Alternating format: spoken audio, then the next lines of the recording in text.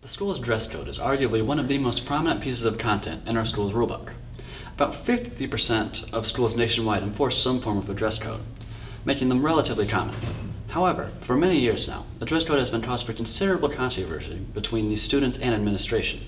Therefore, I set out to see what both the students and teachers had to say, and why there's such a large gap in opinion. Here's what I found out. I mean, I guess it's not as fair towards women. Guys can pretty much do and wear whatever they want. There's a lot of limitations on what women can wear. So I guess that'd be my biggest problem. It's not really fair. I think the pants and the holes in the jeans thing's a little funky. Like, I don't know who's looking there, but not this guy.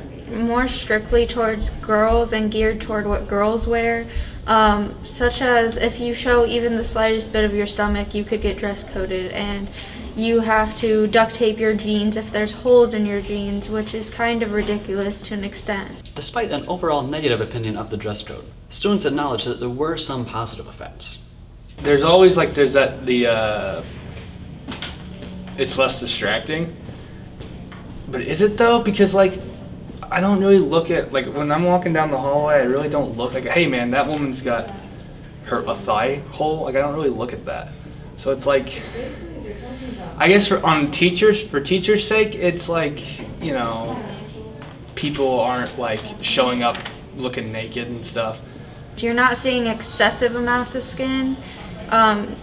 It covers parts of the body that still needs covered, but it's still sort of excessive. I think it teaches us how to dress proper for the real world. I don't know.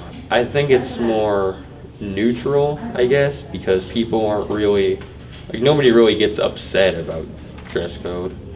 Or I guess only the people that break dress code get upset about dress code, but besides that, people just dress how they want. There's a lot of students who constantly complain about getting dress coded.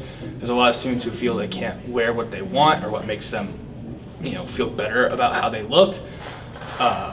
It gives the school a better reputation, though. The administration, on the other hand, clearly thought just the opposite.